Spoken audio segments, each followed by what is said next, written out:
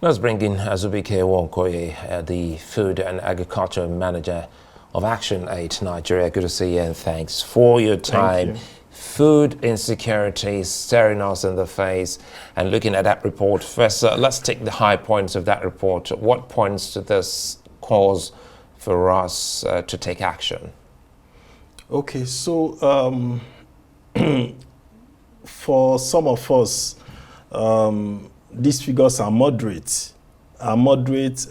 Because if you look at the multidimensional poverty report of 2022, if you gauge it against 200 million Nigerians, you find out that is about 71.2 million Nigerians that are actually faced with food insecurity, about 50-something million faced with nutrition insecurity.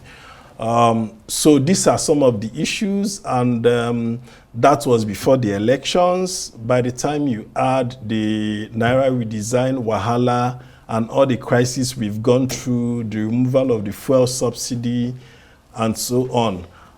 So it is more than what we are seeing. The declaration by the president in terms of state of emergency for food security in Nigeria, we were expecting a lot of actions, to be matched with that in terms of food production. And we actually work with smallholder women farmers across the CSIS and FCT under the platform of Small Scale Women Farmers Organization in Nigeria. And we have been having different consultations, whether looking at the budget and so on. You know, our budgetary allocation in terms of investment has been very low. If you take all together the CSIS and FCT for 2023, if you put everything together, it was about 2.06%. The total budget, we are not meeting the Maputo Declaration and Malabo commitments on that. So, and investments are not also going to key critical areas. For instance, if we had invested a lot, even only in post-harvest losses, yeah. You know, our post-harvest losses is about 3.5 trillion naira annually, estimated conservatively. So if you take that figure and you divide it across the CSIS and FCT, it's about 94.5 billion naira per state. So that is what we are losing. So we have also, as a country, treated agriculture investment as expenditure instead of investment, you know, and these are some of the issues. We are now faced with a lot of food price crisis. You can see everybody, when you go to the market, you can see that things are not adding 100 naira or 200 naira anymore, but 500, 600, 1,000 at the same time. So these are the issues. And from consulting with farmers, even the dry season farming, we ought to have actually seen some production and things in the market to help stabilize prices. But because of the removal of fuel subsidy, some farmers that could actually buy fuel before and use water pump, they experienced a lot of challenges because they could no longer afford the fuel also. So that's another challenge in terms of even dry season farming. Those cooperatives that had solar powered pumping machines, this time around it couldn't go around because everybody was now struggling for it. So those are the kind of experiences we have, and we need to do something quickly. Even the poor allocations. We'll come back to what we should do and do quickly, because you know, you started off by letting us know that the figure 31.8 is a far cry from what the reality is, because at the time that this figure was extracted or gotten, Nigeria hadn't taken the subsidy away. We've not started looking at the issues that you also raised. But let's talk about the Agric Ministry and Agric policy of the government. Hasn't that helped in any way? Because we see that two of the key issues here will be an issue of insecurity and, of course, professional assistance to some of these farmers.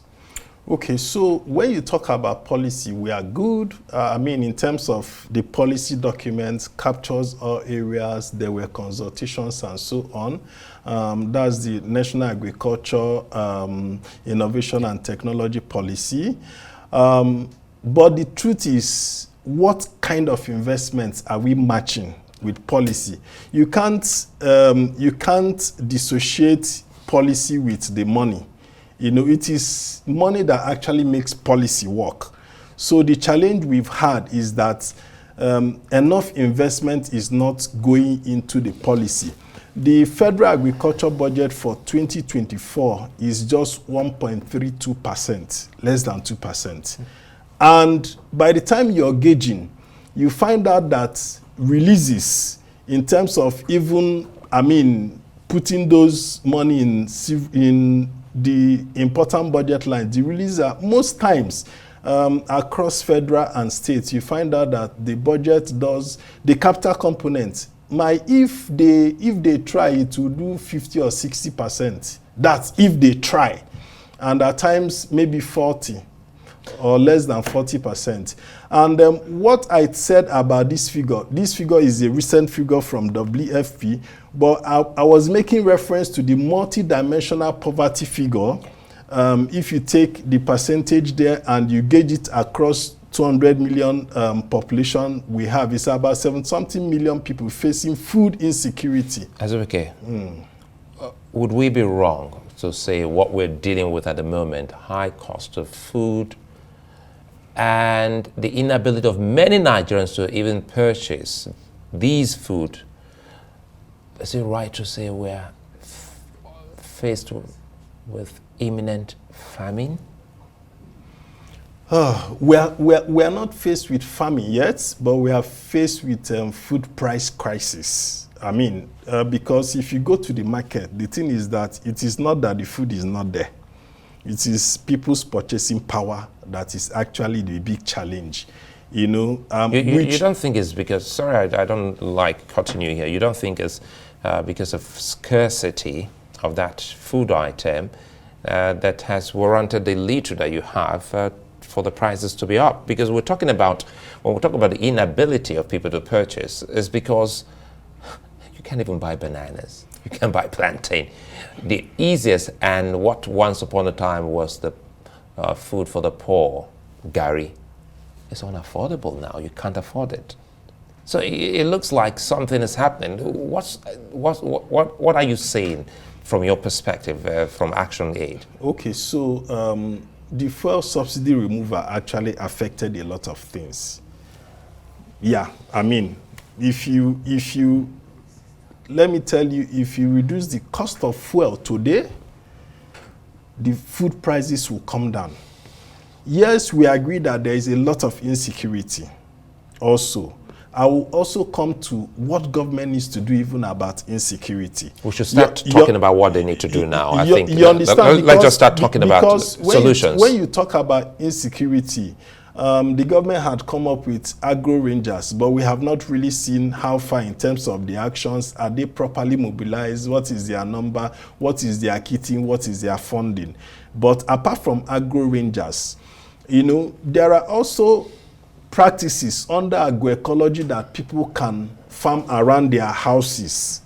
You know, so the challenge with extension services and the kind of investment we are also doing, you know, there are critical areas of agriculture that when you invest in, you have economic growth, you have increased income, you have increased jobs. You know, extension services needs a lot of investment. Investment in labor-saving technologies, not the massive tractors, but small machineries that could be, moved around within the cooperatives. You know, labor-saving technology, access to credit is a problem.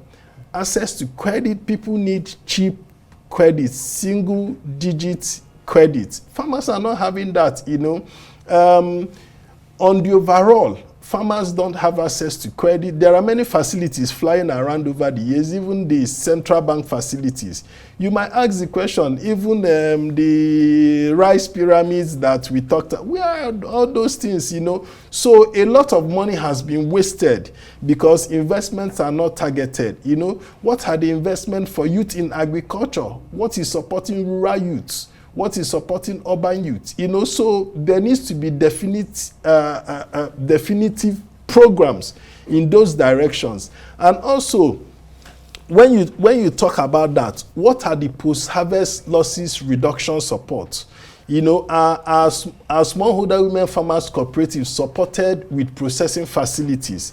In communities where ActionAid has worked, what we do is that we train them. We pick a particular value chain that is common among them. If it is cassava, if it is cassava that is around there, we support them with cassava processing facility. If it is rice, we support them with rice processing facility. And before you know it, they are running this business and they are managing well and they expand. So what kind of investments are we doing? The challenge with our system is that it is faced with a lot of elitist capture. If you check how much the central bank can announce at times in a year that they had spent in giving loans to farmers, you will be wondering. But if you go to communities, you won't even see one farmer that said, I received such a loan. Well, you're out there with these farmers and you're here now to tell the government and the people what your findings are. We're hoping that they should swing into action because there's a wake-up call sounding the alarm early enough. Azubike, Nwokoye, many thanks for coming on News.